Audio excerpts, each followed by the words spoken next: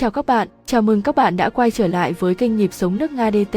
Chúc các bạn một ngày vui vẻ. Các bạn thân mến, nhân kỷ niệm 80 năm, ngày phát xít Đức tấn công Liên Xô, ngày 22 tháng 6 năm 1941, có nhiều người đặt câu hỏi rằng, sau chiến tranh thế giới thứ hai, số phận những tù binh Đức như thế nào? Có hàng triệu tù binh Đức Quốc xã đã bị bắt trên khắp các mặt trận của Liên Xô và Đông Âu để phô trương thắng lợi của cuộc chiến và phát huy sức mạnh dân tộc. Vào ngày 17 tháng 7 năm 1944, khoảng 57.000 binh sĩ và sĩ quan là tù binh Đức đã diễu hành qua các đường phố ở Moscow. Phần lớn tù binh trong số này bị quân đội Liên Xô trên các mặt trận Belorussia số 1, 2, 3 bắt giữ tại Belarus. Cuộc tuần hành được thông báo trên đài phát thanh vào sáng ngày 17 tháng 7 và trên trang nhất của báo Pravda. Các tù nhân được dẫn từ ngoại ô Moscow vào trung tâm thành phố. Các tù nhân được phân chia nghiêm ngặt theo cấp bậc, dẫn đầu là sĩ quan cấp tướng, tiếp theo là các sĩ quan từ đại tá trở xuống, sau đó là hạ sĩ quan, và cuối cùng là binh sĩ bình thường.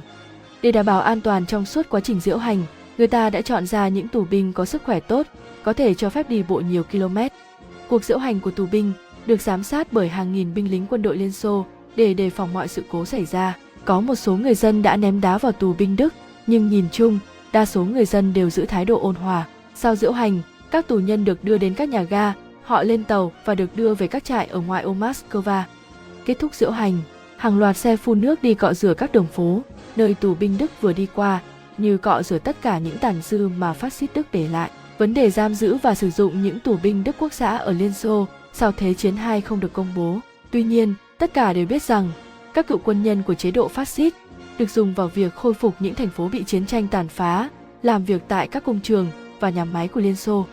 Theo số liệu chính thức, trong những năm chiến tranh và sau khi Đức Quốc xã đầu hàng, có tổng cộng 3.486.206 quân nhân Đức và các nước chư hầu bị bắt làm tù binh ở Liên Xô, trong đó có 2.388.443 người Đức. Để phân bổ những người này trong hệ thống của Tổng cục Quản lý Tù binh và người bị giam giữ thuộc Bộ Dân ủy Nội vụ Liên Xô trên khắp cả nước đã cho lập ra hơn 300 trại tập trung có sức chứa từ 100 đến 4.000 người. Có 356.700 người Đức chết khi làm tù binh, chiếm khoảng 14,9%.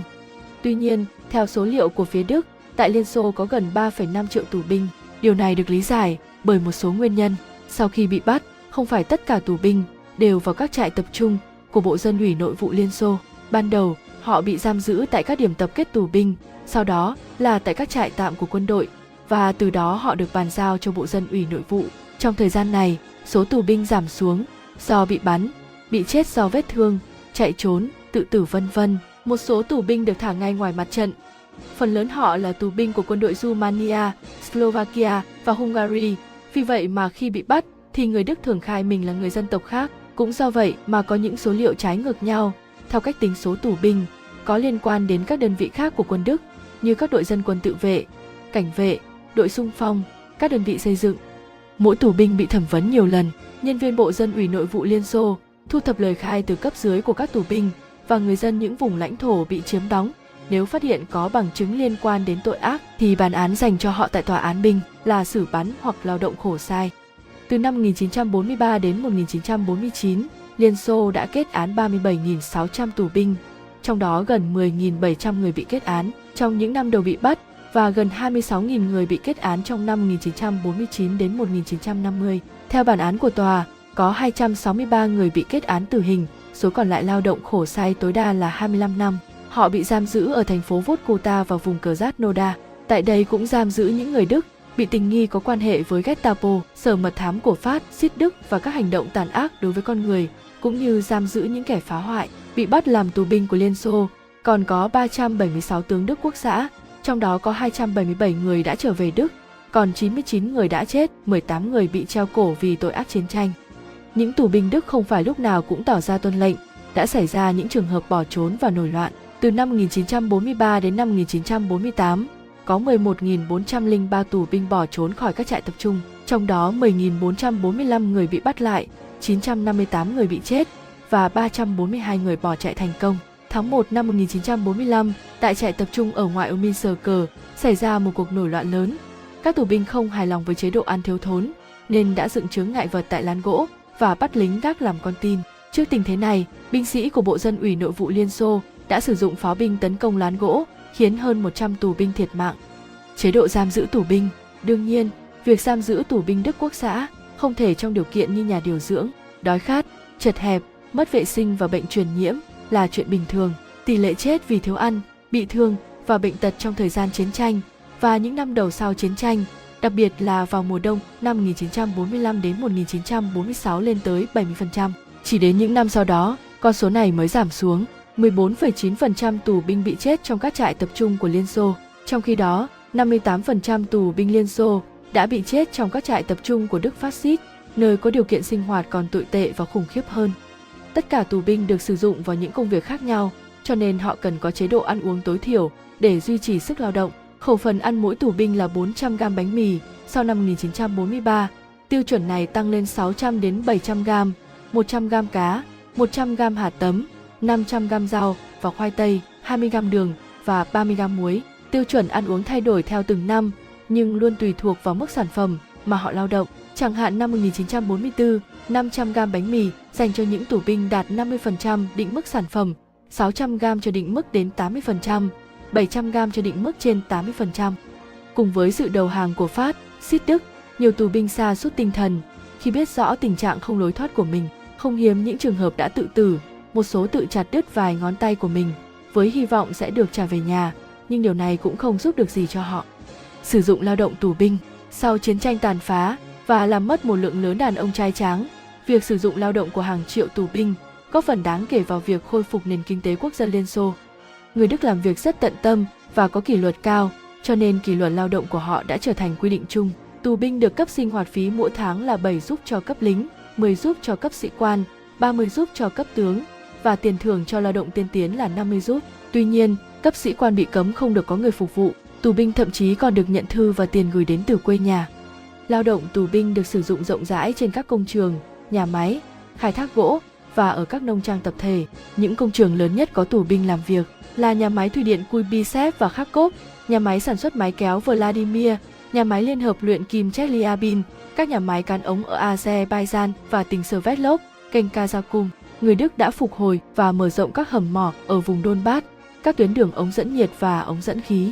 Ở Moscow, họ tham gia xây dựng trường đại học tổng hợp quốc gia mang tên Lomonosov và viện Kurchatowski, sân vận động Dynamo. Họ cũng xây dựng các tuyến đường ô tô Moscow, Kharkov, Simferopol và Moscow, Minsk. Ngoài ra, tại khu vực Krasnogorsk ở ngoại ô Moscow, tù binh Đức đã xây dựng trường học, trung tâm lưu trữ tài liệu, sân vận động Zenit, nhà ở cho công nhân nhà máy và một thị trấn mới đầy đủ tiện nghi có nhà văn hóa. Phần lớn tù binh được yêu cầu tham gia vào những công việc khôi phục các thành phố bị chiến tranh tàn phá như Minsk, Kiev, Stalingrad, Sevastopol, Leningrad, Kharkov, Lugan và nhiều thành phố khác. Họ xây dựng nhà ở, bệnh viện, công trình văn hóa, khách sạn và hạ tầng đô thị, cũng như tham gia xây dựng tại những thành phố không bị ảnh hưởng do chiến tranh như Chelyabinsk, Sverdlov, Novosibirsk. Một số thành phố, chẳng hạn như Minsk, 60% công trình là do các tù binh xây dựng. Tại Kiev họ khôi phục trung tâm thành phố và tuyến phố chính, còn ở Sverdlov thì toàn bộ các quận đều do bàn tay tù binh xây dựng nên. Năm 1947, cứ 5 công nhân thì có một người là tù binh tham gia xây dựng. Các xí nghiệp luyện kim trong ngành hàng không thì tù binh chiếm 1/3, còn tham gia xây dựng các nhà máy điện là 1/6. Lao động tù binh được sử dụng không chỉ vào những công việc tay chân. Trong các trại tập trung Liên Xô, họ làm việc như các chuyên gia trình độ cao và được đăng ký diện đặc biệt để làm việc theo chuyên môn. Theo số liệu tính đến tháng 10 năm 1945, tại các trại tập trung theo diện đặc biệt, có 581 chuyên gia thuộc các ngành khác nhau là vật lý, hóa học, kỹ sư, tiến sĩ và giáo sư. Theo quyết định của Hội đồng Bộ trưởng Liên Xô, các chuyên gia được tạo điều kiện đặc biệt để làm việc. Nhiều người trong số họ được chuyển ra khỏi các trại tập trung và được cấp nhà ở không xa nơi làm việc, được trả lương ngang bằng với mức lương kỹ sư Liên Xô. Năm 1947, Liên Xô, Hoa Kỳ và Anh thông qua quyết định hồi hương tù binh Đức và họ bắt đầu được trở về nước theo nơi cư trú là Đông Đức và Tây Đức. Quá trình này kéo dài đến năm 1950, trong khi những tù binh bị kết án tội ác chiến tranh không được hồi hương, những người có sức khỏe yếu và bệnh tật được về nước trước, sau đó là những người làm việc ở những vị trí thấp hơn. Năm 1955, Hội đồng tối cao Liên Xô thông qua sắc lệnh trả tự do trước thời hạn. Những tội phạm chiến tranh đã bị kết án nhóm tù binh cuối cùng được trao trả cho chính quyền Đức vào tháng 1 năm 1956.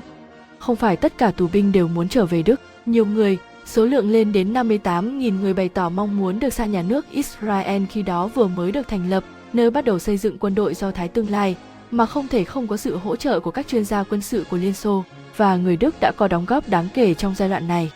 Như vậy, mặc dù sau chiến tranh nhiều thành phố bị tàn phá nặng nề, nhưng Liên Xô đã nhanh chóng khôi phục nền kinh tế, chính nhờ lượng nhân công rất lớn từ tù binh của phát xít Đức. Các bạn thân mến, chúng tôi xin khép lại video tại đây. Cảm ơn các bạn đã theo dõi video. Xin hãy ấn like, ấn chuông, ấn đăng ký để xem được các video mới nhất. Xin trân trọng cảm ơn.